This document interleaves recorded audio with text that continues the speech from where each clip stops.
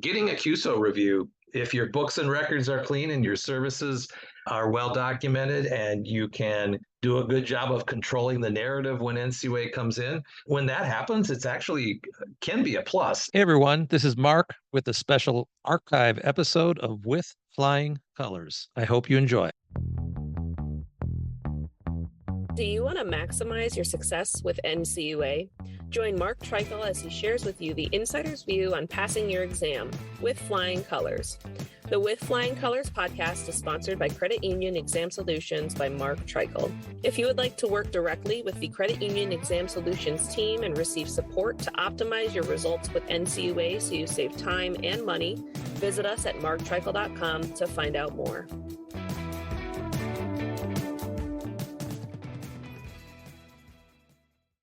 Hey everyone, this is Mark Treichel with another episode of With Flying Colors. Today's podcast is about credit union service organizations, or CUSOs, and CUSO exams, if you will. I had the pleasure of being interviewed on another podcast, a new podcast in the queue, and in preparation for that, I was reminded that being interviewed is harder than doing the interview, and thoroughly enjoyed it. I'm actually going to have the host of the show on my show coming up, and his name is Michael Heller of CUSOlaw.com. And with this fresh in my mind, I thought I would talk about CUSO examinations. So a lot of people are familiar with the NCUA examination process at credit unions. And in the podcast that I was on, I was asked about what differences there are with a CUSO examination. And before talking about what's different about CUSO exams, you know, credit unions over $1 billion in asset size get exams annually, and that's if they're a code 1 or a code 2. If you're a code 3 or worse, you're going to see NCUA anywhere from every 6 months to every 4 months. And by the way, code 3s and code 4s are increasing. If you're less than $1 billion, you will see NCUA if you're a code 1 or a code 2 every 12 to 24 months. Now, the CUSO exams are less frequent than that. And there are 3 types of CUSO exams. There's an integrated exam, meaning it's done as part of an NCUA exam, which is essentially a light touch. And there's the standalone exam, which focuses specifically on one CUSO and are typically conducted in response to NCUA or state staff recommendations. These reviews are performed by the same team of examiners that are utilized for an examination. So that's one of the similarities, is that the staff who does CUSO exams are the same staff that do credit union exams. So for example, if you have a CUSO that makes commercial loans or makes indirect loans or makes student loans, you can expect to see either problem case officers with experience in loans or regional lending specialists that would likely do those independent CUSO reviews. Another difference is they're substantially more rare. Now, back when I was a regional director, for the 10 years I was a regional director, there were years that the region did 0 standalone CUSO reviews, and there were years that perhaps we did 3 or 4. Of course, it's a resource issue, and if you're going to go in, you need to have a good reason to go in. You just don't willy-nilly decide to go into a credit union for a standalone CUSO review. I was also asked about CUSOs, that while CUSOs are not directly subject to NCUA supervision, how is it that NCUA is able to do the reviews? And that goes to NCUA's regulation on CUSOs, and that requires any federally insured credit union with a loan to or investment in a CUSO to, among other things, enter into a written agreement with that CUSO that will provide the NCUA with complete access to any books and records of the CUSO and the ability to review the CUSO's internal controls.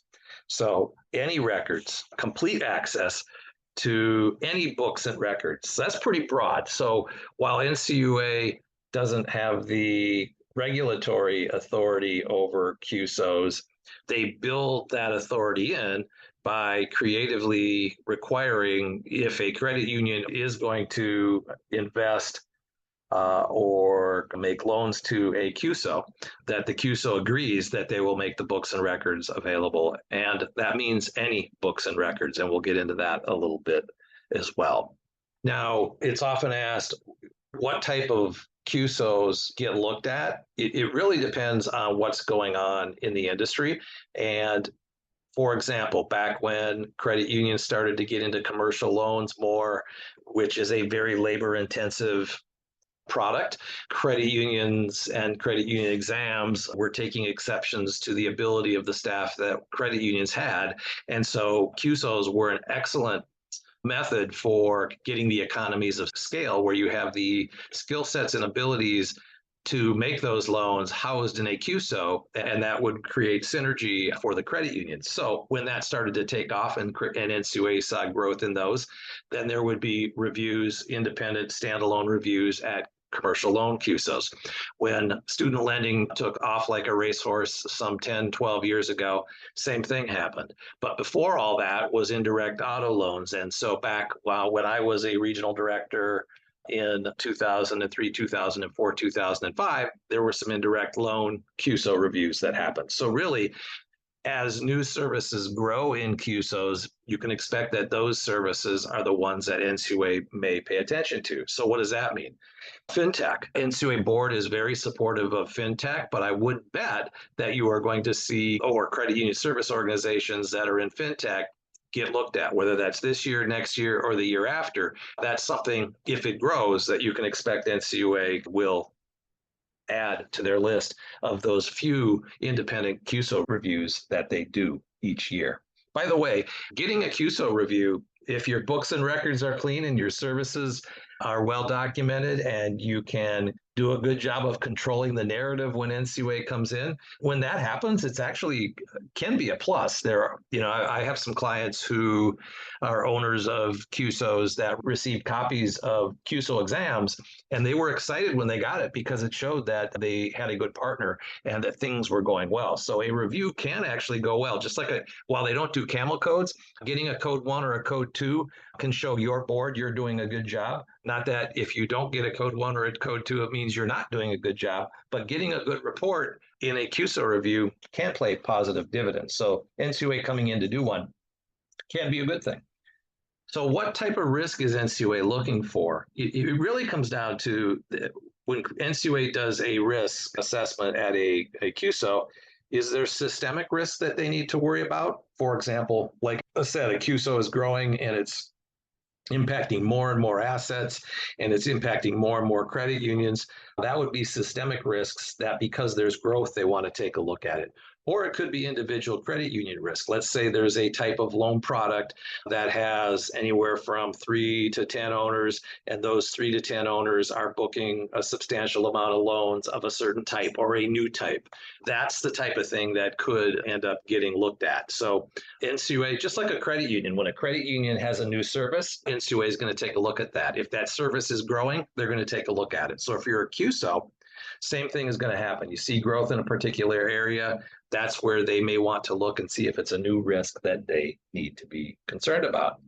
So one of the issues that CUSOs face, since they're not examined so frequently, they don't know what NCUA is going to look at. And as I mentioned, the regulation says that you will provide complete access to any books and records of the CUSO. And any is very broad. That means any. So, oftentimes it's asked, do you want to push back on that? And you may want to ask why they need it, but in the end, if NCUA says they need to see something to assess the safety and soundness of the CUSO, you are going to have to give it to them because it does say that they have access to any documents. So what type of documents might they ask for? You can break them into just general types of documents. You can talk about certain plans like strategic plans or a disaster recovery plan or profitability plan. They could ask for documents as it relates to staffing, an organizational chart, who's on the board of directors, what that staff does, what type of training the CUSO does for staff. Copies of monthly board minutes is something that they ask for credit unions. That's something you could expect to see them ask from the CUSO. A list of customers, credit union customers, a list of owners, a list of lenders, policies, procedures, other documents in that arena for underwriting or making recommendations to the client, for example. If there are legal opinions that show that what you're doing is consistent with your contracts with your clients or the credit unions that you serve, you could see that they might ask for that. Of course, there's the issue of the corporate veil. I mean, going back, they want to make sure that the CUSO cannot pierce the corporate veil of the credit union, and that's because credit unions are limited. Federal credit unions are limited to 1% investment or 1% of loans, so max 2% of assets could be at risk. And if you can pierce the corporate veil, of course, that number can go up. And they want to make sure that there are independent structures. So, for example, that the board of the CUSO is different than the board of the credit unions, that the staff of the CUSO is different than the staff of the credit unions. They need to be independent groups, and that's something that they would look at. But organizational structure, is it an LLC? Are there bylaws? Is there a certificate of good standing? Compliance with the laws in the state in which it operates. Now, NCUA is not going to delve into the state laws or laws that aren't specifically related to the regulation, but if they become aware of something along those lines, they may point it out. What type of insurance policies do you have? What type of insurance policies might you have? If you've got loan participations, they may want to see the loan participation agreements. So there's an exhaustive list that NCUA has in their examiner's guides of what they might look at, but those are some examples of what they potentially could look at. You could see them also get into IS&T and data processing type documents and the review of strategic plans, board and management oversight, vendor management, information security program, intrusion detection and responses, software development and acquisitions. So NCUA's guidance does have very broad amount of questions and documents that they may look into. Doesn't mean they will in every instance, but again, any document be made available means any document. So push come to shove, if NCUA asks for something, my recommendation would be to give it to them. But one of the discussions came up earlier in my podcast interview with In the Queue was the importance of controlling the narrative. Having the same person or having one person in control of the documents that are going to NCUA, and then also making sure that the team members at the CUSO are communicating so that if NCUA is asking a question on one side of the CUSO review and asking a question on the other side, that things don't get taken out of context. That's why it's very important to have a contact person for a CUSO review or for any exam. And, I counsel my clients on that and participate in some of those meetings that go on that are led by the contact person during an NCUA examination. A common question, it relates to the concept of primarily serving a credit union. And the question becomes, how do you determine primarily serves? So one way I always like to figure out what a word means is to go to dictionary.com or something similar and look up the word. So what does primarily mean? It means first and foremost, first, in essence, fundamentally. So that doesn't give a percentage. It doesn't say 51. It doesn't say 91. It doesn't say 12. But a substantial portion of the services should be for credit union members. Now, NCUA does have in their regulation, it says you may only invest in or lend to a CUSO that primarily serves credit unions and their members as opposed to the general population. While the NCUA does not define primarily serves, it has been the agency's longstanding position that the determination as to whether a CUSO complies with the customer base requirement be made on a case-by-case basis using the totality of the circumstances test. So what does that mean? It means the body of work. It means the legal term totality of circumstances. So that basically means all the facts that they're going to take it into consideration. Said another way, what's the definition of beauty? They'll know it when they see it. The reality, though, is they're not going to take exception of something. Tie is going to go to the runner, if you will, using a baseball terminology. If you can come close to looking that you're safe at first base, they will land on the side of primarily serves. It also goes on to give some examples that when determining if a CUSO meets the customer base requirement, a federal credit union should review several variables, including the number of affiliated members served, gross or net revenues derived from members, members' assets under management, the number of policies sold to members. And of course, some of these might not apply to particular CUSOs, but these are examples of how you could show that you're in compliance with the primarily serves requirement. The number of services sold to members and the availability or accessibility of services to members. So again, they must primarily serve, but it's not a one and done black and white statistic. If you're at this percentage, it counts, and if you're at this percentage, it doesn't. But if you're questioning whether or not you do primarily serve, you might want to make sure that you can, again, control the narrative, that you can document or show or explain why you are in compliance with that regulatory requirement.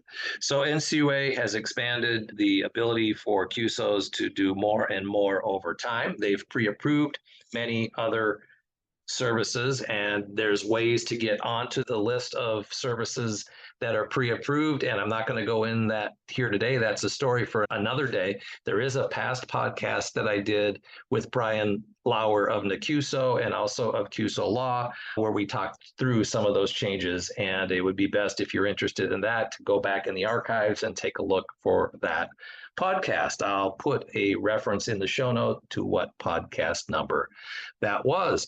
All right, that's it for today. Credit union service organizations, they grow and they grow and they grow, and they continue to help credit unions members. And I see this as a very positive steps in the industry that NCUA has taken to expand things in this arena.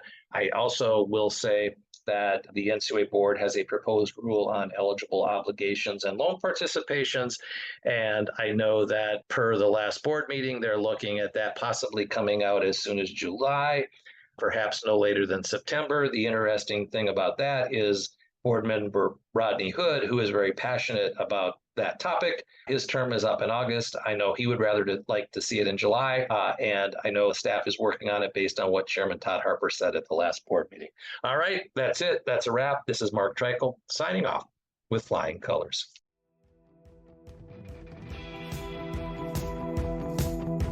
Thank you for joining us on this episode of With Flying Colors. Subscribe on your favorite podcast app to hear future episodes where subject matter experts of all varieties will provide tips on how to achieve success with NCUA. If you would like to learn more about how we assist credit unions, check out our services at marktreichel.com.